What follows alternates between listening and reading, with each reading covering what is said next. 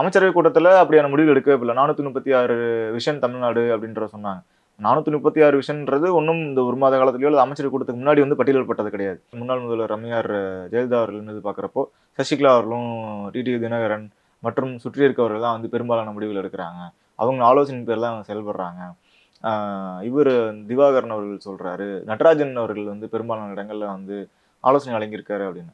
So இது எல்லாமே வந்து வெளியிருந்து ஒரு ஒரு கட்டமைக்கப்படுற பிம்பம் தான். அந்த அந்த லீடரை வந்து எதிர்க்கட்சிகள் வைக்கிற விமர்சனம் தான். அந்த அந்த தலைமையின் மீது இருக்க நம்பகத்தன்மையை குறைக்கிறது அல்லது அவர் ஆளுமையின் மீது கேள்விகள் எழுப்புறது அப்படின்னு. அதையும் மீறி தான் அந்த தலைவர்கள் எல்லாமே தங்களை நிரூபிச்சிருக்காங்க.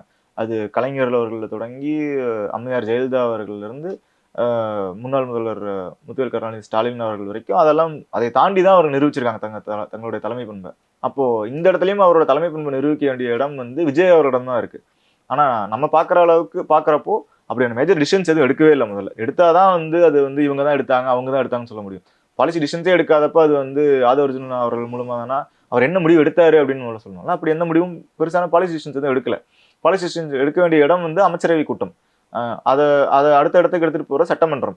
அமைச்சரவை கூட்டத்துல அப்படியான முடிவு எடுக்கவே இல்லை. 436 விஷன் தமிழ்நாடு அப்படின்ற சொன்னாங்க.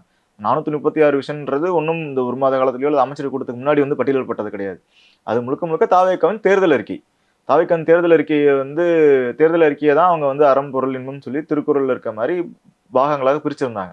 அதை தான் அமைச்சரவை கூட்டம் முடிஞ்சதுக்கு பிறகு அறம் பொருள் இன்பம்னு சொல்லி நாங்க வந்து 436 விஷன் தமிழ்நாடு வச்சிருக்கோம்.